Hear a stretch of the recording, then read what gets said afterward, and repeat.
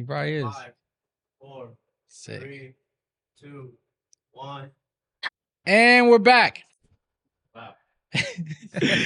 This is Talk About with Lus. I'm your host Lus, and we're back at it. Here on the comfy couch. Welcome to the comfy couch, guys. Per usual, we have a special guest. We're already chatting, so we're just gonna kind of get into it because we're already talking, man. We're already talking about everything. But we're gonna let him introduce himself. So go ahead and say your name and your handler and all that stuff. I'm Ziggy. My handle is at ziggy.zeigler at Ziggy.Ziegler. Hey, there it is. Yeah. Just the guy chasing his dreams, man. Hey, you know what's crazy? That's what I have tattooed on my finger. Chase your dreams. Right here. Nice. I was thinking about getting hand tats, actually. Hey, bro, I'm a tattoo artist. I got you. Really? Yeah, we can do that today. I forgot. You're like a creative just explosion. Oh, dude. Like, it's funny because, like, so I know we're kind of getting sidetracked right quick already. it's all right. But when people come into this place, well, when people see me first, they already have an image, you know? Like, this motherfucker. I mean, right now, I look kind of friendly because I'm wearing all pink.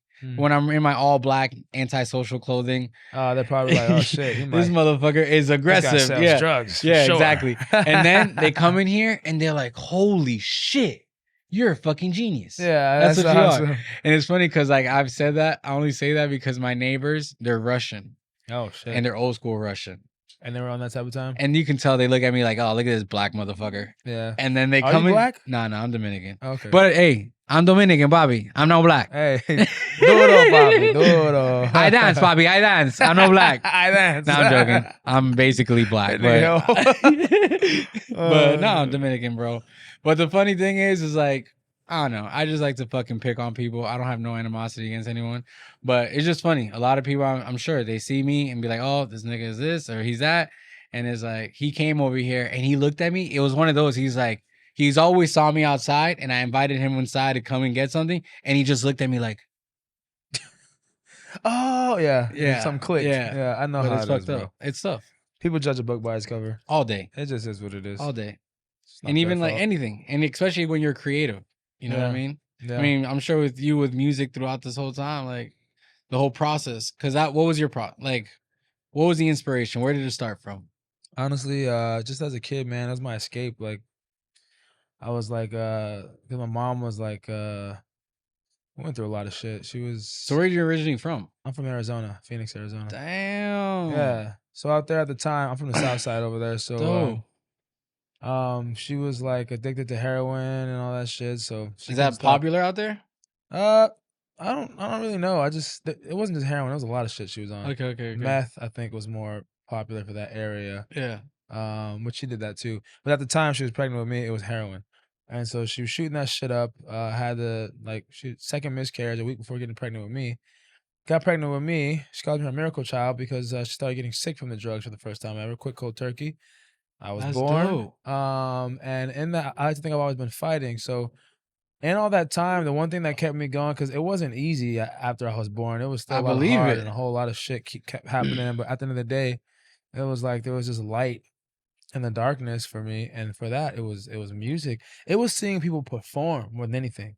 And I was into shit like Michael Jackson and James Brown. Sick. And, shit like that. Rihanna was the shit, like, because they were really performing. And they were like you could feel where they were coming from the whole 9 yards, like. And so I wanted to do that. It wasn't until about a few years ago I decided that I was going to actually do it. That's dope. Yeah. 'Cause I was doing film shit before, so. What we mean what kind of film? As a director. Okay. I'm a creative explosion too. That's why. So you've never been the person in front of the camera. You've been behind the scenes. I've been behind the camera, but I was still always in front of the camera. I was Alfred Hitchcock in the shit. Okay, yeah. Or like Quentin Tarantino in the shit. Oh hell yeah, that's dope. Yeah, so I was that guy for a while, and I just realized I'm just not hitting. My soul is just not. And low key inside my mind, my goal was always I want to get in the film industry because it's gonna be way easier for me. And when I do that, I'm gonna meet someone that's like a popping artist. I'm gonna shoot a video for him, and then I'm gonna jump on the track because they like me. Yeah, that's how I thought it was gonna happen. That's a good way to go at it. It kind of happened that way, but yeah. So, so how do you end up here then? So I lost everything. I lost all my money. I invested in some Forex shit, and which is a lot. It was working really, really good for the time being, but just a lot of stuff happened with the banking, everything. Everything got so locked up that everything was frozen for us, and the brokerage went under. And on top of that, I had just quit working for my mentor, who's an extremely well-rounded businessman. Like, I mean, like up there. Exposed. And this is all in Arizona? No, I went to Houston for this. Oh, dope. But I was living in LA before that, and then I went to Houston for this part. That's where I really had got my money up for real. I got you. But then I lost it all, and like it was right when I moved to Miami. So you know, like we talked about a little bit. Like I don't have any music on any streaming platforms, but I'm selling out dates. It didn't happen that way off of the rip on purpose. And it kind of happened that way because I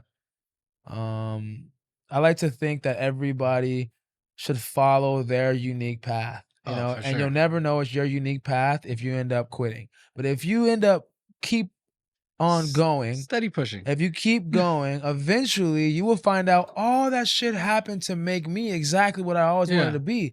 The only way is you never quit. That's the difference between the greats and the not so greats. I mean, you ever seen that movie Slumdog Millionaire? Yeah. Your life is literally preparing you for that Who Wants to Be a Millionaire position. Your whole life. And all those things will make you get you there. Exactly. And so to bring it back, that's what happened to me. I lost all that money because I was losing my zest for life and I was chasing the wrong things. It brought me to a point in my life where I had literally, yes, I would love some of this, whatever this is. What is that? Is alcohol? Water? Sure. I'll take some water. It was alcohol. I think we have some. You guys got alcohol? Yeah, we do. Fuck it. Yeah, why not? Hennessy. Dark liquor is where it's at tonight. Yeah, take a little shot. It's actually my birthday. It is? And you're 3 more hours. And you're working. Hey. I really love that, man. All day, bro. We're gonna get into that. That's what I want this episode to be about. Let's talk about the dream. What I am, what I like to say is like, it's not enough in this day and age just be an artist. No, it isn't. People always ask me, how the fuck are you selling out dates and you don't have any music out? I'm the show and the business. You know what I'm saying? There's two parts to show business. There's the show and the business. And I'm both, baby. And you kind of need to be that. And you also need to have your own edge, which is where I was getting to about your journey. As long as you don't quit, makes you up to be exactly who you were always supposed to be. Exactly. And so for me, my journey literally took me to experience what it was like to have money, to get my mind to a place where it's like, okay, I can really make money out here. That shit is possible. A kid that was dirt ass broke, you know, holes in his shoes going to school, all that shit like can actually go from the hood and having nothing and sleeping in motels with his family, sleeping in cars, sleeping on park benches, can go from that to being around a bunch of one billionaire and a bunch of 100 millionaires with fleets of Rolls Royces on private jets. I did that shit. I lost it all, but I have all the wealth and knowledge still. So now what I'm doing is because at the time when I lost it all, I had nothing. So I was like, God, I got on my hands and knees and I prayed for the first time in a really long time. And I prayed and I said, God, I give up. I don't know what to do. My life is gone. I'm sleeping on my boy's couch. I have nothing. My girl gone. My car is gone. My homes are gone. Everything is gone.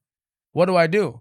And I heard a little voice and I was crying and I heard a little voice say, use the gift that I gave you. I was like, something clicked. I was like, I'm about to start singing. Man, well, hold on. But my thing is, do you used to like singing when you were a kid? Was that always? Hell yeah. That was always my shit. I was like little like singing Michael Jackson's like, Candy Girl. Running around the house singing that shit. I was singing to my mom. Like, you know, that's like Michael Jackson's probably the most named artist on this show. Yeah? Next to Currency. He's but Michael Jackson, bro. He's amazing. The best. I want to bring James Brown to the mix. But James Brown's amazing too. Yeah. I just saw his story. There would be no Michael without James, I think. It would be no, they wouldn't. No, for sure. James Brown he's a legend. Did that shit. That's what I want. So like I think the reason why it's working for me, because so just to tell, because I always get asked the question. But I love soul. How? That's what it is. Soul. A lot of music is missing soul nowadays. Oh, because and have the soul because it's about what's popping and what's trending at the time. Yeah, but it's also not conscious no more, bro. No. There's There's some little lines though. No, there's some little lines. But it's sad to say this because it's just so fucking cliche. Yeah. But there's someone manipulating and like, look, another reason I say it like that. Families.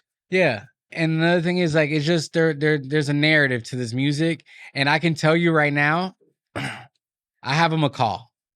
My McCall. Anytime I play some rap or I play some reggaeton or some shit, she screams like crazy. Oh, okay. But I can play like a classic song, like let's say a James Brown or some soul or some Ida, you know, and she'll never scream once. Wow. And it's probably because in my head it actually hit me because I'm in here and I'm in my house chilling, working, and I was like, damn, do you think this bird knows that these songs have bad vibrational waves? I think 100% it knows. Because even like that movie, what's that movie with the birds? And that bitch was blind the whole time? Oh, Bird Box, I think. Yeah, Bird Box. And she was like, she can know when they're coming because the birds will feel the vibration of that bad energy coming. Everything is energy, vibration. Oh, 100%, bro. The more you get tapped into that, and I think animals are a little more tapped into it. Because, but I can tell you, any music that's like that, she hates it, dude. I think it's probably because she could fucking literally feel the vibration. Poison. It's poison, yeah. And so I think it's natural here. Like the reason why soul is so good, like when you can put soul into your performance, into your music, is because it's the most genuine form of energy coming out of you, and that's going to resonate with more humans than anything else. So you say James Brown's one of your favorites? It's one of my big inspirations. Yeah, I like James Brown because how you said it, bro. He was the business and he was the show. I think he was like one of the first ones to do it, and he was black at that time. Yeah, and he came from like the most countryest fucking like slums of the world. Exactly. Bro. Like I'm literally the same way, bro. Like, this motherfucker. Like, have you ever been to Belle Glades? No. Belle Glades look like James Brown lives in it right now, like in the 1920s, bro. Oh, Belle Glades is like up in like Loxahatchee, Florida, like West Palm Beach. Okay. But you go like into the middle. Yeah, it's right under Okeechobee. Bro, I swear to God. They had the little old school, like southern, bro. I used to drive there to go to the Everglades. Wow. To cut down south. And bro, they had those little like duplex apartments, those old school duplex apartments. Yeah. They got the basketball court in the background with the chain link. Yeah. Like, bro, classic. That sounds like home to me. Thank you so much. Well, no, it like hit me. Thanks, baby. That sounds like home. Hey, cheers, man. Cheers, brother. So what? What are we cheering to? More prosperity, more love. Yeah, and pushing forward, bro. And staying authentic. Staying authentic. No, true to yourself, bro. Amen. That's what it is. That's the mark I hope to leave. No, 100%, bro. In this era, is to truly mark an era as the artist that was so authentic to himself, no matter what obstacles came in his way, he stayed authentic to himself, and that's what made him what he is. So that way we can inspire everyone to bring that true authenticity back. And it's funny that you even mentioned that, and we're talking about this because last night I was watching the documentary of Gene Wilder. You know Gene Wilder, the original guy from the Willy Wonka factory. The main guy. I know the guy. Yeah, I remember him. Yeah, like Blazing. The actor. That's right. Yeah. What's his other one? It was like Blazing Saddles or something like that. I don't know. It was like the most fucking race. Yeah, but he was one of the few people in acting that actually was like.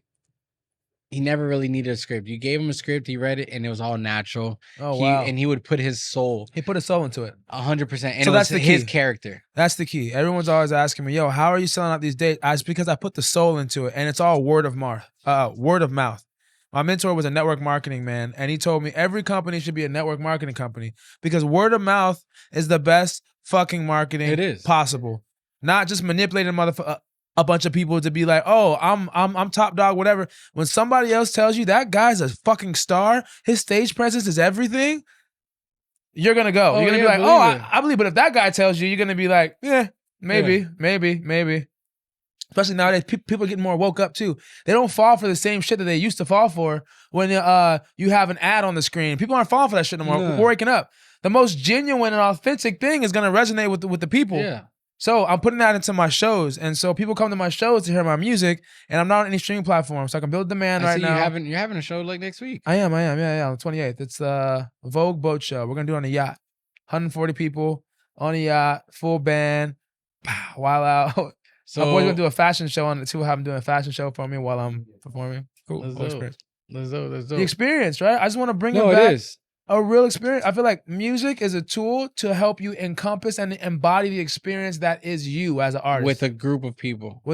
Yes. You guys are all sharing that moment. Yeah, no, you're creating an experience for the people. Something that's going to make them. Yeah. Something's going to make them a little bit better, as it should be, make them a little bit better than they were at the very least. We always do a prayer before we perform. whoever I'm performing with. Last time I did a fashion show, I had all the models that were walking. You guys joining me in this prayer. I don't give a fuck if you don't believe or not. You're gonna join me in this prayer. And the prayers always has something to do with thank you, God, for filling us with the energy to make everyone leave a little bit better than they came. To give them that. Because if you do that, again, it's network marketing. It's they're gonna leave, they're gonna come back, tell somebody, yo, he said this one thing that just made me feel, and it just really helped me with something I was going through. And another person, someone actually came and told me, because all my shows are black tie, you know, dressed up and shit, making it a really nice experience. That's why it's called the Vogue Boat Show, because it's not like ass and titty yacht party. It's classy, elegance, re-highlighting a woman that only shows her décolletage as opposed to her titties and ass. We want to bring all that wave into the flashy shit back, bro. The real flashy shit, but like on some like old money. But I'm from the hood. I got tattoos. I got whatever. You know what I'm saying? Like, but I'm old money still. I still have this class about me. You know, and I forgot what the fuck I was saying right now. No, but I hear the vibe, bro. I forgot the point I was trying to make. Whatever.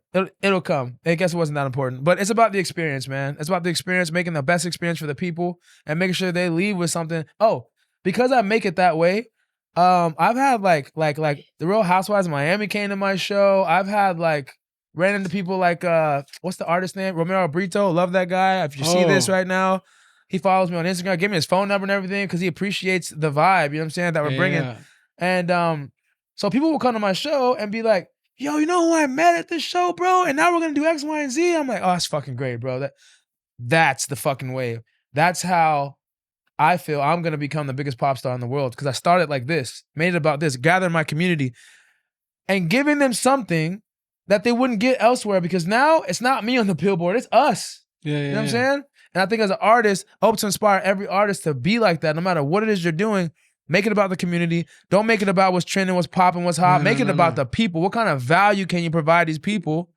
What are you standing for? What are you going for? And then now it's us. Now you got a movement. No, I mean, honestly, the last performer that honestly can say that was like doing shit like that, and it was definitely difficult times, and I always bring him up, is Bob, bro.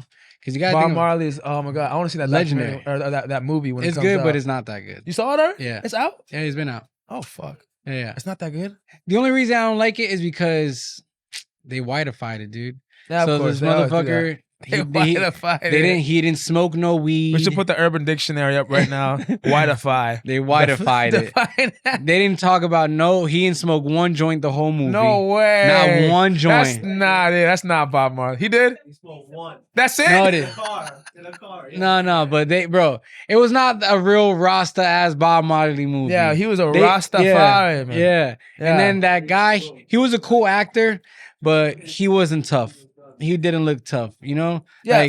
Because Bob was I feel like Bob Marley was gangster. Oh, he's a G, bro. I feel like he was gangster. Like the way that they talk about him, like his kids, like my dad never let me beat him in a game of cards or soccer. It's like, bro, that's how it's supposed to be. Yeah, it's like, why the fuck will you beat me? Why would I let you beat me? Yeah, the day you beat me, you're a grown person. You won. You did it. You earned that shit. Yeah, that's fine. Like he never gave him no slack, no nothing. That's like, I feel like it's okay. And his words, I feel like the way Bob was, he'll hit you with a 3-word, and it'll be like, damn. Like, okay, so you know what? So let's talk about that too. With the music, like the reason why I love James Brown, because people say that, and I say this too, my music is a fusion of James Brown, me and my music, a fusion of James Brown, Elvis, and The Weeknd. So are you bringing it back soul? Yes.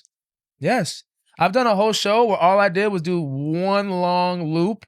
One long mashup of the same vibe, and I started with a cover of James Brown, This Is a Man's World.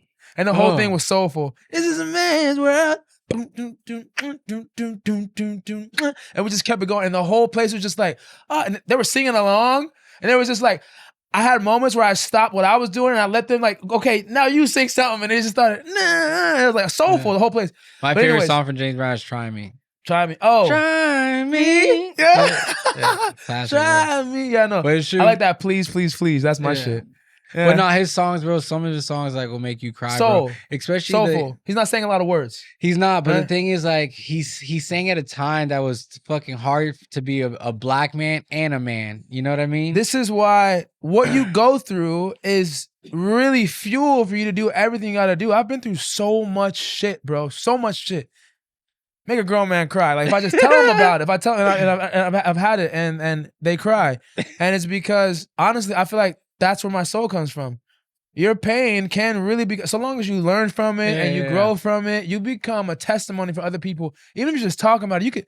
That's all your feeling, all that emotion, all that, like, that's what creates your soul. It's because you've been through some shit and not been through some shit and became a victim of it. Yeah. You've been through some shit and you overcame that shit. Yeah. That's where real soul comes from. And even though you keep exceeding and get to another level at yourself, you're still fucking nice and humble, bro.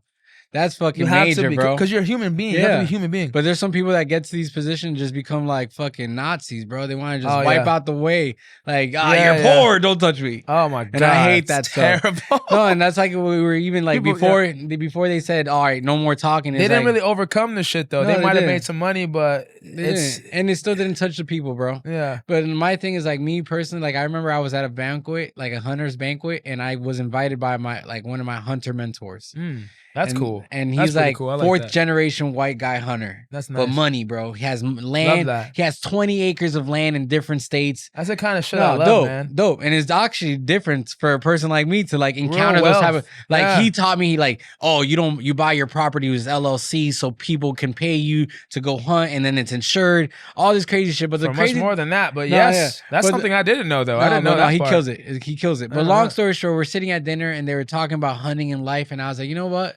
I was like, I appreciate this moment right now because I get to sit with all you guys right now and listen to all this information and like taking all this knowledge. But at the end of the day, I'm happy because I came from, because bro, I was born in New York, but after my sister was born, my dad took us to DR and we lived in the fucking country of DR.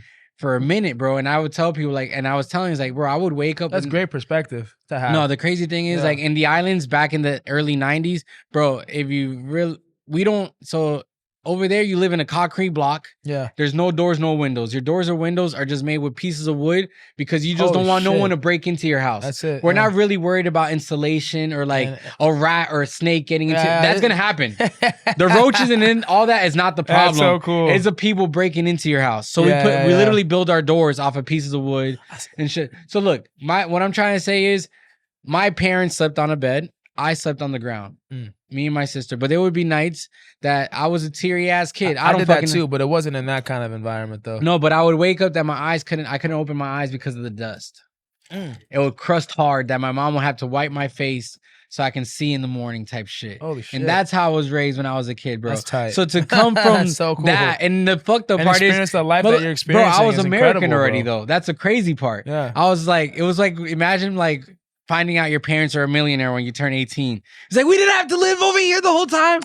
And it's like, so at 5-6 years old, we're like, all right, we're moving back to New York. And I was like, what? New York? We're going to New York? Because I'm a kid, bro. I didn't know that I came from New York at that point. I was already living that life in DR. Yeah. So the fact that we went to New York and saw all the shit that we had, I was like, bro, why the fuck were we living in DR? Oh my God. So like, but that's really cool. No, you it's got that dope. perspective, I love it. Yeah. Bro, I love it because everything in my life though. How do you know? No, it is. But I know some friends like that because I talk about me being poor and me like going through shit and being in foster care. But some people will never understand that shit. Well, no. Here's the thing. It's like there's people that think that because they didn't go through that shit, they don't have something to stand on. And that's not fucking true. I got friends that come from so much money and they think that they're not fucking as whatever because they didn't have to go through all that hardship. But they go through their own fucking hardship. They do. But another thing is, look, I'm glad that you even bring that up because I've had a lot of homies that, like, let's say, for instance, I have a homie, his dad has a pawn shop, bought a pawn shop, came up on that shit. Oh, thanks, bro. Appreciate it. Can I get an ashtray? Please? I better smoke some weed right now. Hell yeah. Oh shit. I mean, a little bit, just something casual. Y'all are about to see me turn into a whole nother person. We'll control you, bro. I don't want to be controlled. No. I'm just kidding. No, I got you. We won't get you too slouchy and shit. But no, so look, long story short, so I have homies, because that's another thing I hate when, it's like that aspect, like, bro, you came from money, why are you acting like you're from the street and that you have to struggle? Like, I hate when people jump into selling drugs when they don't have to jump.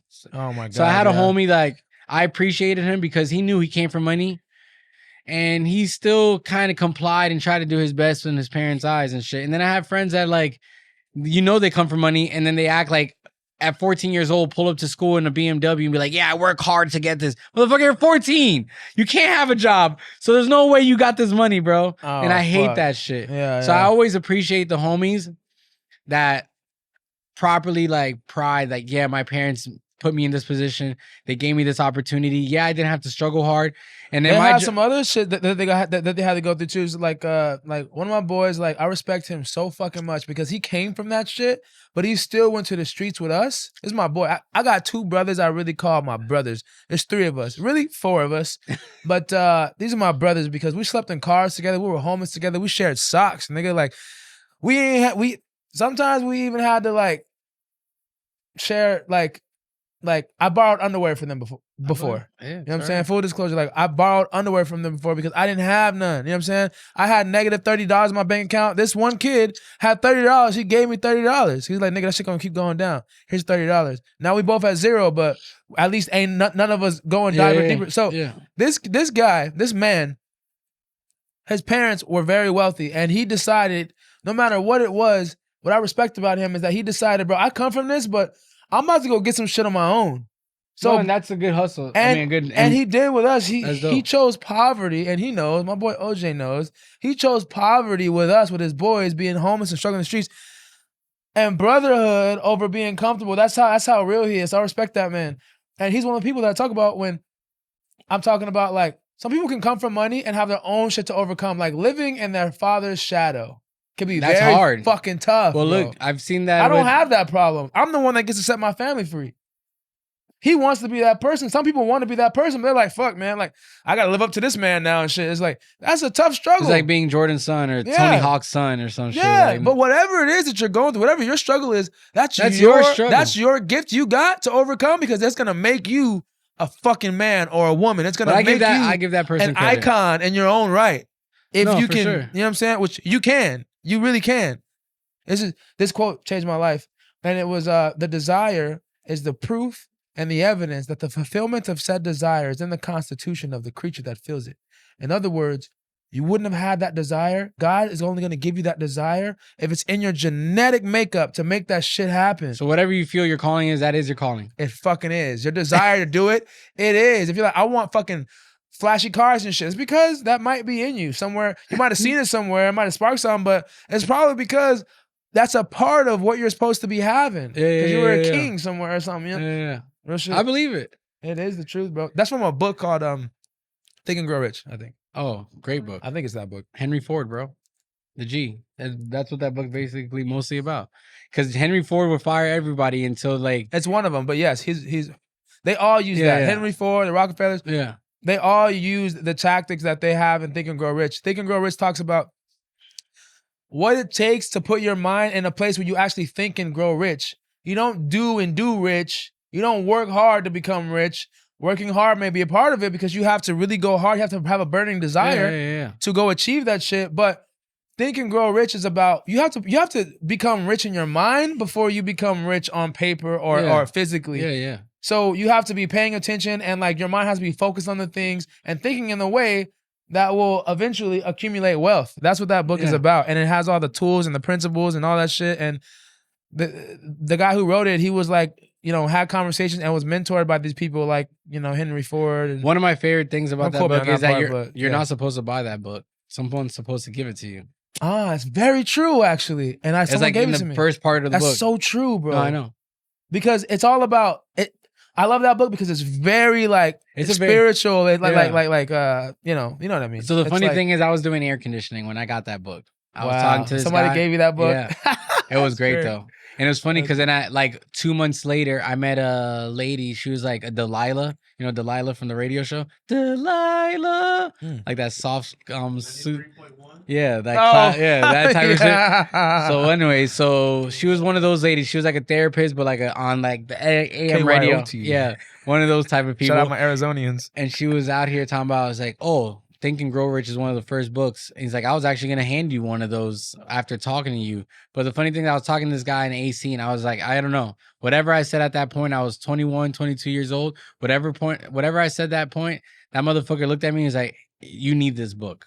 And he's like, and when you're done reading it. The spirit told him. Yeah. He felt it. He said, yo, is something telling me this young man? He was like, hey, you need this book. And after you read it like 3 or 4 times, give it to somebody else. 3 or 4 times. That's right, bro. Because you can read that book a lot, and you'll be like, straight, and it'll be like new information every time. Oh yeah, new information. Yeah, bro. But that book is actually what motivated me to like really, bro. I read that book. It's crazy that even we're talking about this, bro. Because without that book, I would have never opened up a bar at like 25, 26 years old. Wow. And everyone's like, "What? You're opening up a bar?" I remember like people like would license the building, and be like, "So where's your parents to sign the papers?" I was like, "Oh, my parents ain't here. I'm the nigga.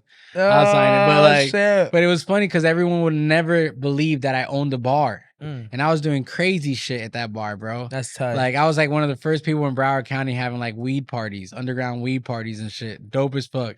And with the same people that ran the events in Miami, like DBD, Day by Day and shit. Right. But Broward was just, Broward was always kind of softer with type of shit. And I was like, bro, I knew the rules. And I always tell people, it's like, even to this day, you don't look like me and don't know a little bit of the law. Because you got to be fucking dumb to be ignorant, bro. Yeah, bro. You get caught up real quick. You get caught up on some dumb shit, bro. And it's easy, bro. It's easy once you're in the system, bro, it's so easy. So like, knock on wood, I've never been in jail, never been into nothing crazy fucking trouble. And I'm very thankful for that, bro. Yeah, me either. I'm so grateful for that as well. I have not. It's a great privilege. It really is, bro. I like, most of my siblings have been to jail and I have not. It's crazy too. It's almost like everyone in my family, and it's almost like, damn. It's like, no, maybe I just fucking around. It's funny because like it's one of those. I'm the only one. No, that's dope though. No, it's nigga, beautiful. That's props because Thank like God. I always thought about like all my friends. No, we joke about it. That's why it's funny. No, it's crazy because like I recently just got on. Not recently, I'm already off of it, but I got onto papers over fish. I got caught with FWC for I caught a hogfish. I caught it by hand. What? And the shit was 2 inches too short. Boom, they put me in probation. So whack. Nigga, I was in the system for 6 months over a fish. That's crazy. Crazy, right? Long story short, I'm over here I had to do community service hours. And I was doing community service hours, and there was this hood ass nigga in there.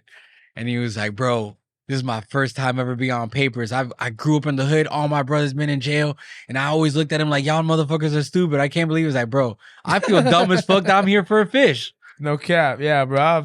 But I never understood why people get happy like, oh, yo, I got, like, fuck that street cred, bro. If you, like, done some shit. Yeah. You're like, no, fuck that, bro. Yeah, hell no. Dumb, bro. It's not it, bro. There's so many ways out here to, like, make something happen for yourself. Yeah. And street cred is not one of them, guys. 100%. No, it's not, man. It's not. I know people just...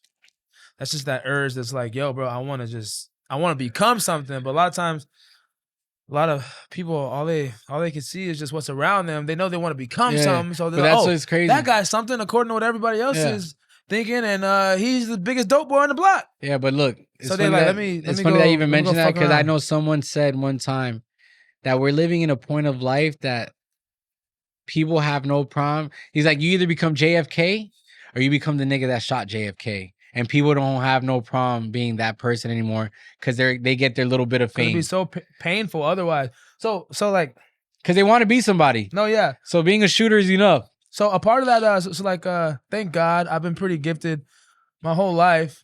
But and I say that because I didn't have the perspective of not being gifted, right? So, but until about a year ago, I had the experience of what it was like to not be able to create any motion at all. Every deal I touched fell through. Every fucking thing I tried to build fell through. Everything I started to hold on to be like, okay, this is an opportunity, falls through. It was like a whole year of that. But what that gave me was a chance to finally realize, because when I started doing something and like using my music talents to like do something, I started to realize like, okay, my first little success, my first successful attempt at laying down a brick as I'm building this house. So I fell in love again with that process. What that does is that helps you fall in love again with the process of just laying something down brick by brick. And you need that shit, not just doing it because I'm trying to celebrate that high. I gotta love what I do. I have to just fall in love with the process of building something of my own that's brick by brick. No, and when you fall in love with that shit, bro, the world starts to open up for you. It's a whole nother perspective. And like that person that can do that is a dangerous motherfucker. That nigga's just in love with. I'm in love with the process of just building this shit right now. Like you just trying to be hype, you trying to be whatever, like or like whoever it is, right? Like most people are in love with just trying to be in the limelight or just have the money itself. I'm doing this shit for the love of the grind. That motherfucker is dangerous. Yeah. No, it's true. Don't play with that, man. It's true. Or woman. Because I mean, bro, I grind a lot, bro. And there's some days that like, and it's crazy because you gotta be grateful for just that. You know what I'm saying? Yeah. Which like, you know, I can some tell people, you are. You love just doing it. No, because there's some people that don't like, look, I have 2 kids. My fucking ex used to bitch about it. It's like, beautiful. You never slow down. It's been 7 years, you never slow down. And it's like, bro, there's some people that there's just some people that move like that. You have to move because the thing is like no, you can't stop, bro. You can't because stop, you have an expectation dying. For yourself. Exactly. Yeah. So you're trying to get there. Yeah. And not and like when you're 50 or 60. Do you like being taken care of? Do you like this? Do you really love don't. the vision? But and another thing is, who you marry is going to be the most important, like one of the most important decisions that you make in your life. It is. Yeah. And I can tell she's very supportive of what you're doing. Sure. She's like, yeah, I want to see you become that fucking high of a person that you're talking about. I like that vision too. But the crazy thing is, that's what's up. Now that we're talking about you need that. But now that we're talking about all this shit, bro, it's like, bro, how many times do you feel those eyes? Like, damn, people are just keep looking at you crazy. And it's like, bro, like you for need what? What do you mean? Bro, because when you're you know how like I always like, bro, Disney. So I heard when someone said Disney, everyone would be like, oh, Disney never got to see Disney World. But wrong. Nigga, he saw it the whole time. He did. Facts. You know what I mean? He fucking saw it the whole time. Even though he died, he finally saw it. So my thing is, my biggest I guess that's thing one perspective of looking at it. Like, but my thing is in life too is like when you're chiseling away, bro. When you're chiseling away, you just have so many people's like, yeah, they believe in you, but you know there's that little bit of doubt, and you're like, yo, just a little bit more. Just ride with me a little bit more. Just ride with me a little bit more. And it sucks because like when you do build something from scratch, bro. Yeah. There's a lot of pressure. You know what I mean? I was watching that fucking you know what I think, bro? I think not everyone like because that is true. That is a struggle. And I think a big part of that is like you have to realize, like always remember that not everyone's gonna see the vision, and that's okay. They're really not supposed to. They're not supposed to see the vision because it's really a sign that you are bringing something original to the world that's gonna be widely appreciated. You know? And if they're not able to see it at that moment, like it's fine. Like you building it, it's just gotta be. That's why you have to love it. Love laying down just brick by brick. You have to just love that shit and get life from it because the amount of times you're probably gonna fall, the amount of times you're gonna be doubted, the amount of times niggas are gonna call you fucking crazy, the amount of hate your whole life story and negative comments you're gonna receive is going to be a lot. But there's also going to be a whole lot of love and a whole lot of dope shit happening at the same time, too. And if you can focus on that part and be like, this is what's giving me the motion and the vibe, I don't give a fuck what you think. I'm making this shit happen because this is happening. You put that energy into that shit grows and it grows and it grows. But that pressure, it takes a person, though, because that's pressure, bro. Hell yeah. Pressure make the diamond. No, I know. But, bro, we're talking about some pressure that we go facts, through. Though, yeah. 100%. Yeah, it's not easy. No, it isn't. It isn't. And another thing is, like, again, you're creating something that no one can see right now. You're trying to show them, bro, being an artist, you're literally an alchemist. Yeah. Because you're literally taking sand and air and water and making gold out of nothing and hoping that it, bro, and making it. Like that's beautiful. Yeah. So like, I think that God created us in his own image, right? I mean, it says that in the Bible, and he's the creator. So we were meant to create stuff, and he did it by just saying, let there be light. And then there was, and then it was. And I feel like he was just conjuring all of the different, protons and fucking neutrons and atoms and shit in a different way to come together to combine alchemy just to make light. And and like, you know what I mean? So honestly, now talking about that, I'm surprised Chappelle. That's what we gotta do. Chappelle never made like a hood Jesus before he created it. Like, nah, nigga, that ain't gonna work. That sounds ridiculous. Yeah, that's funny. What the fuck is that animal? And he's like, hey, come on. Jesus skit. No, Chappelle. That would have been genius. I'm not gonna lie. I got you a skit, bro. That's true, bro. Because that shit would be fucking hilarious. Like when he did the whole like the Black Bush saga. That shit actually will be fire though. No, it would be great, bro. Like, what was Jesus talking about in the fucking like the heavenly realms before he built this shit? That's the It's weed like, right there. Dang. Yeah. Nah, there's not a skit of that. It just came to my brain right now. I feel like there's lots of skits of Jesus being Jesus, but not. But Chappelle, not the pre. Right? Nah, Chappelle not didn't do Chappelle. it. Not Chappelle pre. If Chappelle did it, that shit would be comical. Bro. We need Jesus by Chappelle pre-creation. That's the skit line. That's right dope. there. It'd be great. Like, what the fuck are they talking about? I feel like. But nah, so I want to see that shit right now. nah, me too. Because his skits are fucking great. But nah, man, honestly, it's like it's hard, bro. Because again, I was watching this motherfucker who just died too the other day. The drag star, the drag racer. Mm-hmm. Fuck, what's his name? What drag? What Who is he? He drives for Drag racing? yeah, he drives for Monster with Rob Dyrdek. Fuck, he just died. Nah, bro. Hell nah. This nigga's real as fuck. What is it? Fuck. No, Monster. Here, look it up right quick. Yeah, hold on. Oh, Block. Ken Block. You know Ken Block? No. Who's that? Ken Block, one of the fucking dope. The crazy thing is, Ken Block was like 50 years old doing all these stunts. He's just a motherfucker that had a lot of money. He was part of the beginning come ups of DC skateboarding. Okay. And was like, yo, I got all this money. I want to race cars. And then he did all this dope shit with cars. But yo, Ken Block was a G. So Ken Block, what was I going with this right quick? Damn, now you threw me off. Thinking about his fucking name. I hate that shit. Hate when that happens. I hate it, bro. But the thing about Ken Block is the fact that I hate that shit. yeah, bro, he was Especially when I'm high. yeah. I just be forgetting what the fuck I said. Sorry, go ahead. Ken Oh, Block. yeah. What about yeah? I don't know.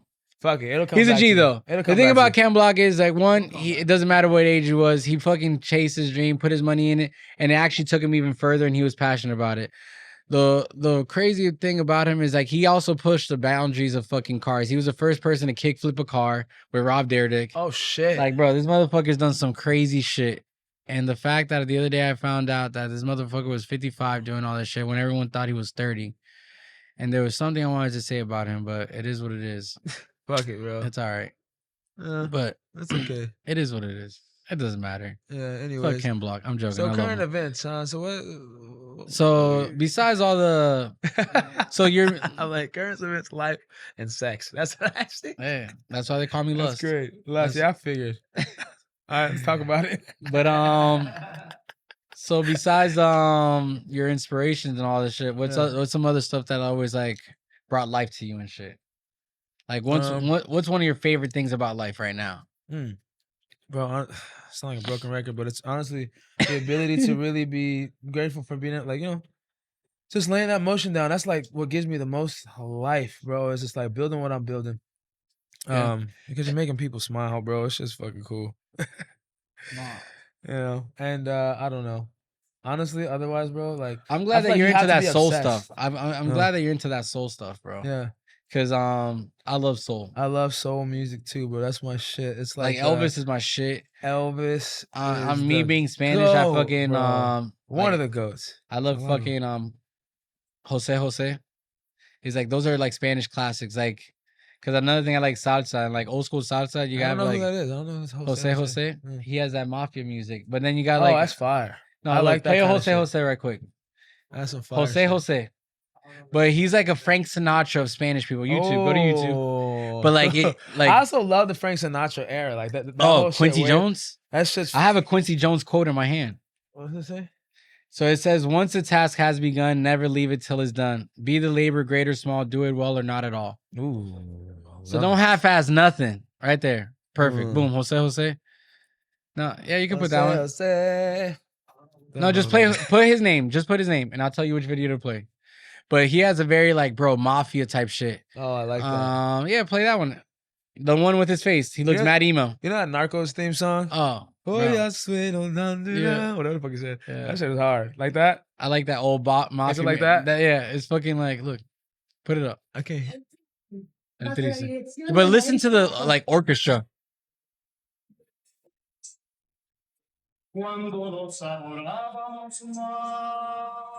Oh, what a G. Full orchestra, like 30 people performing. That's fire. Yeah, bro, this is how I want to perform. With a 30-piece fucking orchestra. I love it. Woo! I'm going to show you something too after this. Bro, that's the type of shit you chop bodies up to. Straight mafia shit. Damn. These niggas on this type of time listen to this music, they like.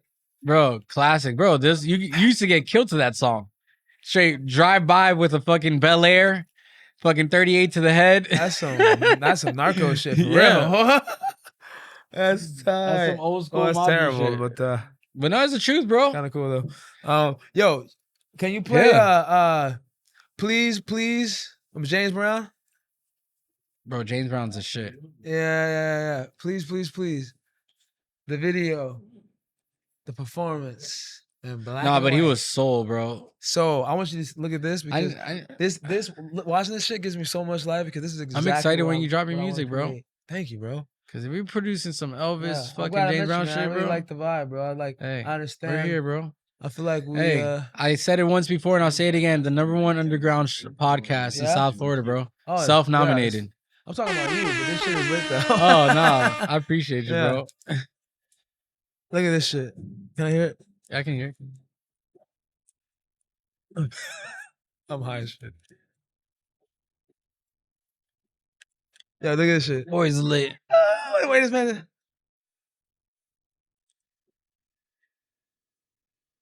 I love you so. That nigga's different. Nah, bro. Look at how I got this.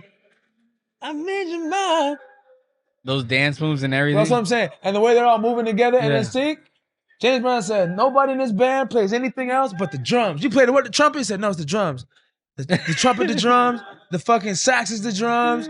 The drums are the drums. The keys are the drums. Because they go like, boom. Play with feeling hard. And the way that everything like comes in and goes out, right? Look. Ready? And the way that crowd is going insane. They love that shit. So you bringing soul back, bro? Fun. Look. That man's just going on with soul, bro. Like when you get lost in that shit up there and it shit just takes over. Actually, when I saw his documentary, bro, I was super happy that he managed his whole shit. No one fucked with his shit. Exactly, bro. And honestly, like, that's what I do. No one's gonna see your vision the way that you do. So if you're able to understand the skills and what it takes to just do the things, put a show together and do your business as an artist. And honestly, all it is like you're finding really good people that are really great at what they do, and you're giving them opportunities to be even greater at what they already do. And that usually works out well. So you personally, when exactly you're planning to drop all this? What, the music? Yeah. My music? At the end of the year. Yeah. It's around my birthday. December 28th is my birthday. So hell yeah. You know, I'm thinking I'm just gonna drop it then, but I want to do this big show at the end of the year. 1,000 people without any streaming platforms. 1,000 people sold out. And we just do a fucking big ass show. So no one's done this yet with no streaming. No. That's I'm dope. the only artist at least doing it right now. I can't say that's ever. dope because that's old school shit. I'm inspired by like James Brown and then like they were doing it without streaming. Yeah. No. I mean right now. There's no one really doing it. That's dope. Yeah. That's actually pretty fucking G. Thank you, bro. See, now it's G, and I was so grateful and beautiful to hear that right now because at the time, because niggas were saying I was crazy. Like, you're not dropping music, bro. You gotta drop me touch. No, because even me as a tattoo artist, bro, I hate posting my tattoos online. I hate going to conventions and telling you to get tattooed by me. Yeah, then you shouldn't do it. No, nigga, you should know who I am. Yeah, exactly. Yeah, well, you know, like I feel that way too, but I also feel the way of just like because I was getting so frustrated that niggas didn't know who I was, and it's not even knowing. It's like, bro, respectfully, if you talk to me, you sit with me, and we're gonna talk about this art, bro. If you don't feel comfortable, so be it. Yeah, but I want you to be in love with the fact you're about to get tattooed by me. Or anything. All right. No, it's the truth, bro. No, I'm not trying to sell you. I love that. I'm 35, turning 36 tomorrow. I should have to sell you. Yeah, I don't have to sell you me no more. No, facts, bro. Like if you see it or you don't see it. Yeah, exactly. Plain and simple, bro. I love it. And you know what? It's like, so like when I was feeling like really frustrated that people didn't understand who I was or what I was doing yet, I realized like, you know who also felt like that?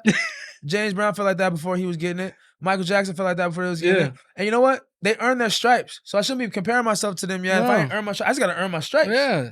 And so once I time is due. I was like, oh yeah. So, you know, like, so I'm so grateful to hear that. No, bro, it's great. Yeah. I love it. Yeah. Now that it's really like marinated into my mind, bro, I feel that. I'm on the same vibe, bro. Like I don't have to explain to you why this painting's $5,000. Bro.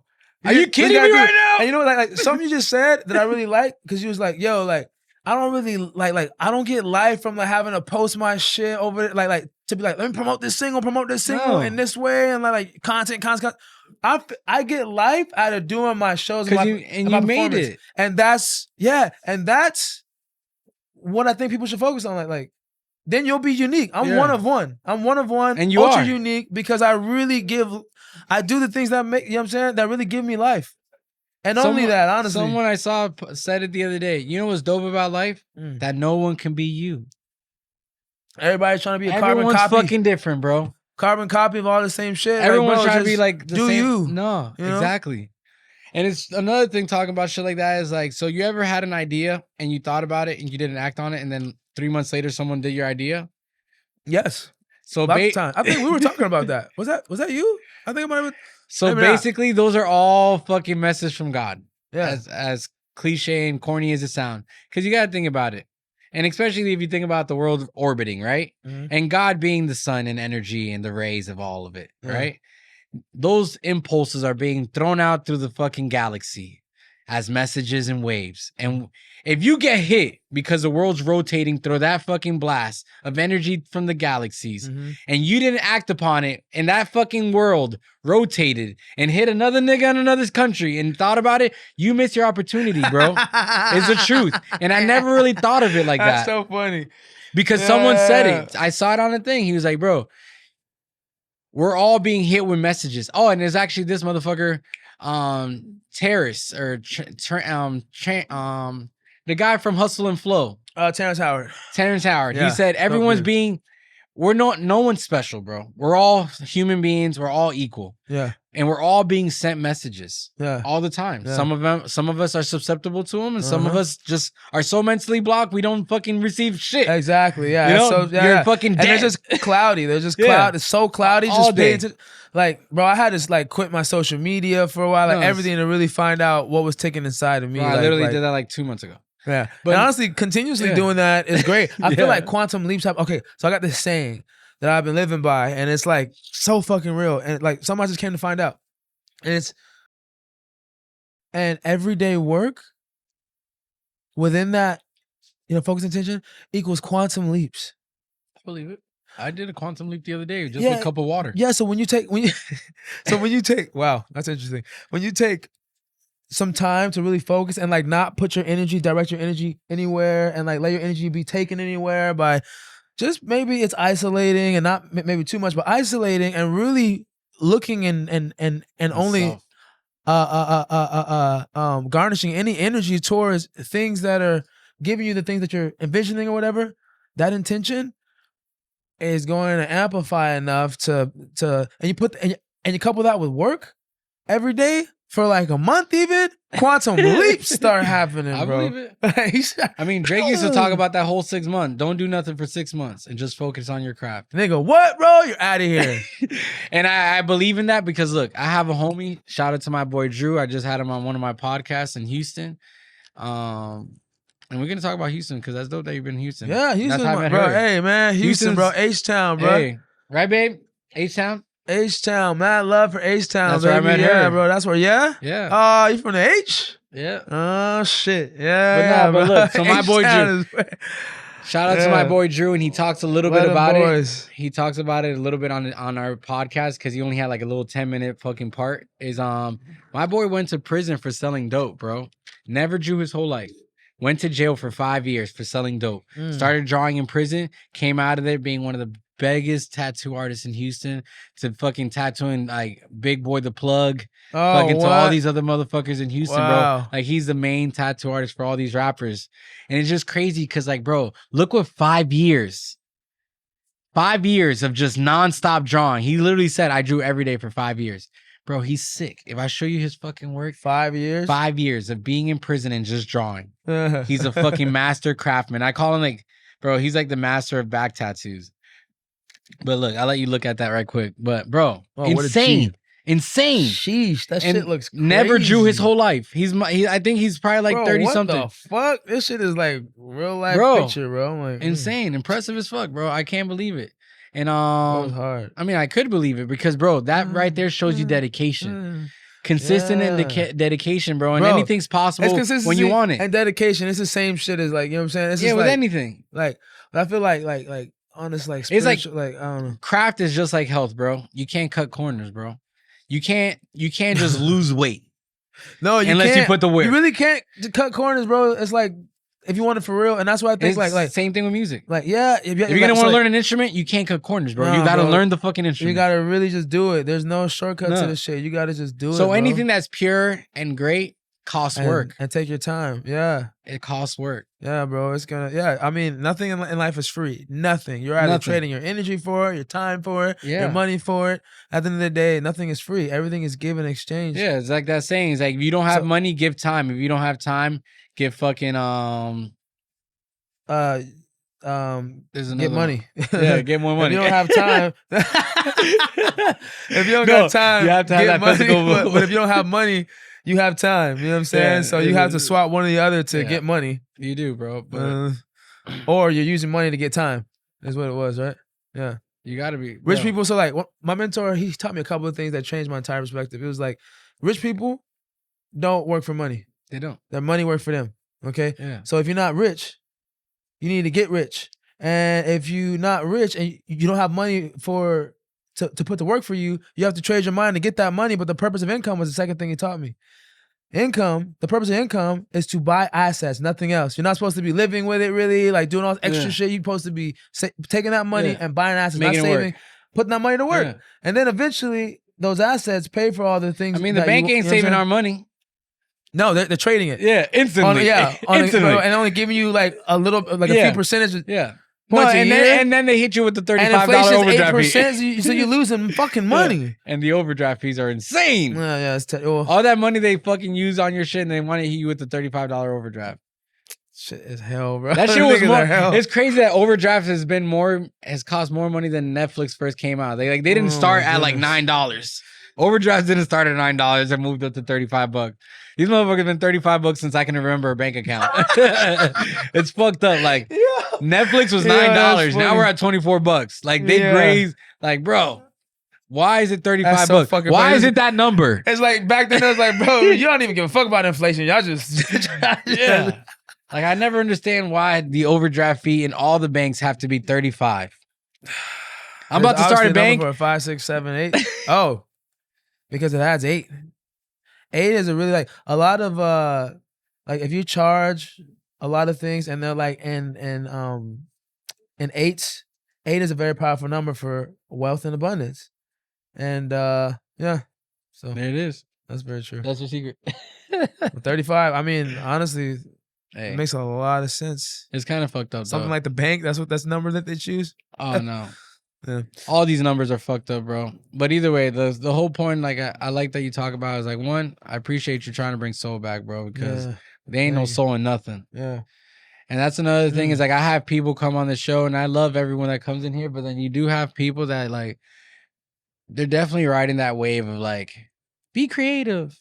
And I don't like that shit. Yeah, like, bro. You got because it also saturates my life. Yeah. And then what like, you mean by be creative? Just do whatever you want, be a fucking free for all, whatever. And it's like, so look, me and my boy talk about it because the thing is, we're both graffiti artists, but we're both fine artists, and then we all do all this other shit. Then you got these people that do like even right now, which is insane, is the pan paintings. You ever seen pan paintings? When you take a pan and you like move it and it looks super trippy.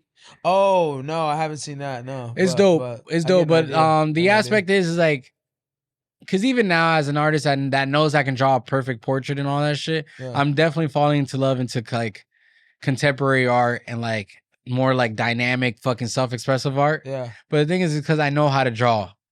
So I feel like that's why I can do that. I can draw like a retard now. Let me just have fun. But I hate when people like just jump into art and be like, I'm an artist. Yeah, exactly. And then they charge $2,000 for this painting that took them 10 minutes. And I got paintings upstairs that have taken me 3 months, 4 months. And I'm taking the time and quality to that. And my boy's like, look, with those type of people, when you see them post a picture saying I'm charging $2,000 for this painting, now that gives you the opportunity to tell someone my painting's worth $10,000 because I put this much more time than this guy did. And this is all my credentials and this is all the years I've done. And it makes sense, bro, because it's like, back then I used to get mad like, oh, he did all that splatting. Or like when people take the water bottle, you ever seen the water bottle paintings? When people put paint in a water bottle and just swing it and it makes those cool like shape, like circle or galaxy shape. Yeah. And it's like, bro, fuck. Like, this motherfucker's making all this money off of water bottle and paint. And then I'm over here busting ass. That's like my brother, Art Lana. That nigga be, that's one of my, you ever heard that dude? I think I've heard of him. Yeah, so he be like going crazy for like throwing the paint all over the cars and shit. Okay. Stupid, yeah. And that's what he's doing. Yeah, splatter. Yeah, splatter artist. But is he an artist? Yeah, he's an artist, yeah. I know, but is that what he's always done? I mean, honestly, he just started doing this shit like not like what did he do before? He just started going crazy, bro. But what did he do before? Music, really? Oh, he did music? Yeah. He threw a shoe at the board. Yeah. Shut up. He did. No way. What kind of shoe was it? I think it was like a Nike Dunk. But nah, see, that's kind of fucked up because then you got the nigga that did the banana with the duct tape. At Basel. Oh, I seen that too. Come on, bro. Bro, art is honestly like whatever you make it. Yeah, no, it's perspective. We literally just did this earlier. But like as an artist, if you could just put your energy into it and just really make it like something like it'll happen. It's energy. It's just your energy. But bro, that banana with the duct tape, bro. Come on. I mean, yeah, it's kind of cool though. Kind of. I mean, at the end of the day, being a person of how I think, I've come to a conclusion. This is all money movement. It's money movement, bro. Yeah. It's how you wash money. You buy art. Oh, well, yeah. That too. I'm your homie, but we don't say we're homies. I sell you a painting. You got $1 million that need to be cleaned up. You paid me this $1 million. And there it is. Money's clean. You bought it, bro. It's crazy. Yeah. That's the only thing I can concept behind all this, bro. Because, like, even the Banksy, he's a G. Like the fact that Banksy sold his first piece in an auction and it's shredded and it went up on sales is genius. Because the fact that installation of the shit grinding is now art, and that's dope. Because now he's also showing that you can't own him. But you also made his piece being shredded a piece of art.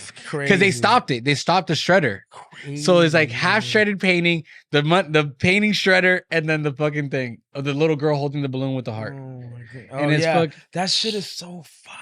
Dope. And it was original. Painting. But see, it's the energy that you're able to put behind it. But it's truly, that's what I think. But the thing is, Banksy, wouldn't get mad if Banksy became a splat painter because I know who he is. Yeah. He has the credentials. He's done it. Like, he's tried it. He put in the work. Yeah. And now you can be that, oh, I spilled paint on the ground. Yeah. That's how I feel. Well, here's the thing. Just to be a spill the paint on the ground person, you have to be one of the people that put in the work though. Yeah. You know what I'm saying? That person would have to put in so much work that their painting spill on the ground is worth fucking something. Yeah. Like, that's amazing. Yeah, that's fire.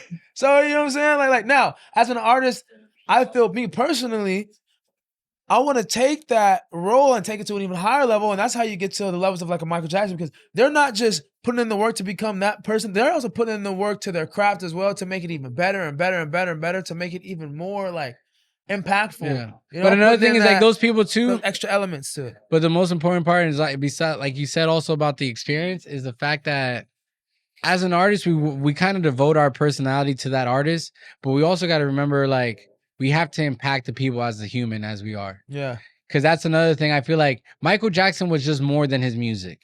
Yes, bro. Like he left a legacy. Like, talk about, you know, I was talking to my homegirl Bianca, about this shit, and like it was like she put me onto a whole lot about it actually with Taylor Swift and like the way like Taylor Swift is a billionaire, like one of the first like billionaires off of just her music. I believe it. Like she's fucking insane for that. Like I'm like, yeah, it's crazy. So she's one of the top 5, isn't she? Yeah, but off of just her music, like Kanye is like because he has merch. Just and all the that music shit. itself. That's the level of like work that her and like a Michael Jackson too. Like Michael Jackson's different. Damn, that's right. As like putting into their craft itself. Yeah. So I'm saying, but Michael Jackson and Celia Cruz were the only people that can travel the world without a passport. No fucking way. Imagine being known that much that you don't need a passport. Oh, that's Michael Jackson. That's fucking lit. Fuck TSA. You know what I realized? Okay, like, I feel like the reason, a big part of the reason for the success is that they understood that one of the most important forms of currency that there is how you make other people feel. Oh no. And so they put so much into their art to make sure that people start feeling even more amazing from their shit. But they're also really humanitarians, bro. Yeah. That's major. That's amazing. That's what I'm trying to say. I feel like that's a part of it. No, it has to, but a lot of people don't do it. You got to understand there's a lot of people with these positions that don't do nothing else. Yeah, 100%. Like Oprah didn't do nothing for the hood. Bro, well, I'm just serious. It's like, it's the fact, like some people get into these positions and kind of just forget about where they came from. And that's why Michael literally worked, like he funded did. like programs for kids. He did. Like it's fucked up that they painted all this evil shit. Back. So the reason why I know, I agree with that. Bro, they painted the nigga to be a fucking rapist and it's sad. And I think it's because he was such a good fucking person. They had to break him down. I don't know. They had to break his ass down. He was so powerful. Bro, like if you think about now Kanye. Like, I've come across to like, and I'm me personally coming across it. When you look at people that really do good shit, society tries to sit you back down. So you got to understand Kanye, he was a cool guy and all this shit until eventually he started talking too much. Yeah. Talking too out of pocket. Yeah. They killed his mom. You got to think about it. She died from surgery. Sure. We can say that. But bro, he was already out of pocket. Then they made him marry Kim Kardashian. Try to puppet him again. Got out of pocket. Now he's crazy and delusional, bro. You're always going to be crazy when you're not compliant, bro. Same thing with Bill Cosby. Bill Cosby was actually opening up colleges for black communities. Was he? Oh, all of a sudden he raped a bitch 20 years ago with a fucking bar. Okay. Like, let's be real. I don't know. Honestly, I don't know, bro. What I'm trying to say is anytime you try to really push back to your people, Michael Jackson was killed, bro. He was literally, people know that there was a pedophilia ring before all this shit happened. And that last song he made, I can see that. The last song he made. He was really big on actually spreading like so much positive, like, and really helping humans grow. No, I know, bro. His last song he had to do in Brazil. That's why with him. That's what I think. Bro, his last song was not allowed to be done in America. Really? And look up his last song. For what reason? Is that Brazilian song because he was talking about like how they're against us, like how the system's like literally against us. It was that one in Brazil, and he's singing with all the people. Kiko's over here doing emails. But no, fucking, he was a shit, I'm telling you, bro. And I've even thought about it like with like LeBron James. LeBron James is over here funding and giving away free computers and tablets, and he wants to open up a monastery. And I was like, bro, watch him fuck with them. Cause they always like. I think it's like not just if you're doing just good shit in the world. I think it's like you gotta be. No, they gotta G-check you. No. You gotta just be in it. Well, they could probably G-check you. I can see that too. But if you're getting in the way of like their plans, you're getting too powerful. Yeah. 100%. Yeah. G-check you. G-check your ass. Yeah, G-check. No, bro. Okay, chill out. Facts. That's true. And then they want to paint you crazy and all that, and it's kind of messed up. Yeah, exactly. Like, all right, bro, let me let you know who the big dog is around here, in case you get too big for your britches. Like, goddamn, niggas is gangster for real. Because another thing is like, bro, some of these artists have enough money to make everyone not poor no more. Yeah. And bro, they don't want that. Imagine if Oprah gave everyone $1 million. There will be no hoods no more. They don't want that. Some people won't even go to work. How the fuck are these niggas gonna get? Don't want that. But I feel like at the end of the day, if you're able to, like, I don't know. But bro, here's what I think. Just opinions, right? It's all opinions, right? Oh, this show, guys, is 100% opinion. Don't take it serious. These are thoughts. We're not that smart. We're not that smart. Don't kill us. Don't shoot me. You know, I think it's all a matter of like who wins and who loses. So it's like and we're gonna win. If you're doing something, if you're no, I'm saying like if you're doing something where a certain side that has a whole lot of power and those motherfuckers is like, you know, if this shit don't benefit me for real, and then it's taken away from what I already got going, so you got to go. But if it's benefiting them, it's different. And if somebody can encompass a solution that benefits, like I say, but the only thing that benefits them is money, bro. I know, but if they're making money, okay, good. So if the solution and whatever it is you're trying to do is helping them make money too, and helping this cause and helping that at the same time, it's kind of like, you know. And sometimes it's bigger than money, because if you have a whole lot of money, it's about control and respect and power. Yeah. And if you're not relinquishing that from them and someone, that's why a lot of these niggas be getting, you know what I'm saying? I feel like it's like people be pressed about Trump. But it is Why you say that? Why you say that? Because that nigga got money. Yeah. Like, when's the last time you had a president with that much money? You know what I mean? Bro, you can say you grab pussy by the lips type shit. Like, come on, let's be serious. And it's funny. Must have a bag. You have to. And it's funny because there's this lady that even said it was like, bro, if you're really mad that Donald Trump said that shit, it's like, it's kind of retarded because men talk like that all day. So it's okay. That motherfucker's a fucking rich old white guy. Of course he says the most provocative, nasty shit. He'd just be happy. Like, that's what I said. He's not whiteified. Yeah. He's not out. Hey, Trump is a nigga. That nigga says whatever he wants, and it's the truth, bro. He's not out here playing Trump no fucking role. Somebody framed that. Hey, he is. Shout out to Trump. And then put a picture of a nigga like Trump is a nigga, or that guy, and then the memes that looks like this. Exactly. But nah, bro. But either way, bro, I want people to fucking, like we talked about the whole time, stay genuine, stay true, be a humanitarian, bro. What are we bringing it back to at the end of the day? How are we gonna end this? And can you sleep with it at night, bro? What thoughts are we gonna wrap this up into? In your opinion, like, I think what you just said was beautiful. It is, bro. Making sure people stay genuine, stay to their path. Cause I like to think of things like what did I learn from this? Yeah, and as much as you're helping yourself, help the next person, bro. And obviously not to like help the person with the cost of like hurting yourself. Yeah. Help if you could help. Yeah. But like, bro, we are one. Like, we are all earthlings, you know? I don't want no one world order. I love the borders. Yeah. Appreciate it, you know? We all have different mindsets. One world order would be crazy. Yeah, insane. I couldn't even imagine. But either way, I definitely appreciate you coming out here, bro. Thank you, bro. This conversation was dope. I'm excited about the music you're making, bro, because I've always been an Elvis fan. I've always been into that classical fucking 40s, 50s shit. Bro, that romantic era. Bro. Yeah, the real romantic era. I call it the golden age. It is. It was. And I feel like we're about to have our new golden age. You know how much shit they were going through back then? You know? It was. And it created and that's what art needs to take its turn back to, which it is. And I think that's why I'm having any success. Not a whole lot yet, but hey, I think that yeah, absolutely. I know it's going to happen, but you're already successful, bro. Yeah, exactly. But you know, I think it's a success so far because of that. Because it's a genuine spin towards bringing the music and the sauce back to a real live experience, a real soulful experience. Yeah, actually making people wait for music. And that too. And content, bro. Yeah. I think it really comes from, bro, like, are you really a star? Like, can you really bring some shit out? Because a lot of people can make music. Yeah. And I mean, I feel like that happened with the Lil Wayne, but either way, bro. Lil Wayne was producing way too much, and we forgot about quality versus quantity.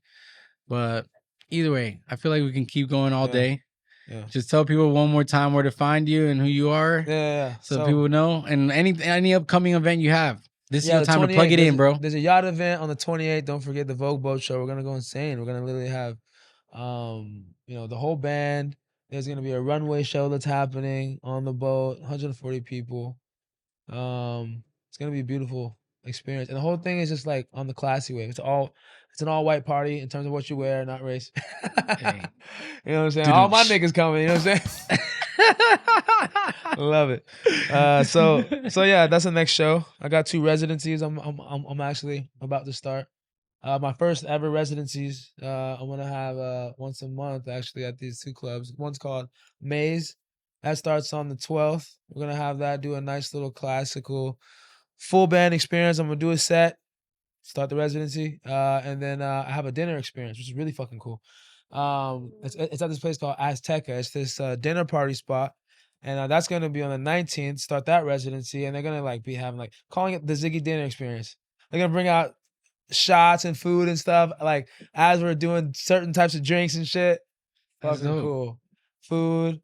So yeah, that's Hell yeah. that's that. You can find me there. Would love to tap in with you. Like I said, we're building community right now more than anything else. So Let's get it. I love to meet the Let's people go. and feel, how do you feel about the music and just, take that and build that into the experience. And other than that, at Ziggy.Zigler, ZIGGY.ZEIGLER. Let's get it. But yeah, guys, want to ruin the night. Let's go. But this is Talk About with Lus. I'm your host, Lus, and we out. We done did it. God bless.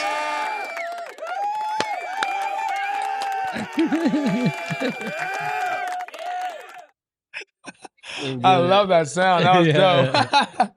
Yo, fucking cool. Good time.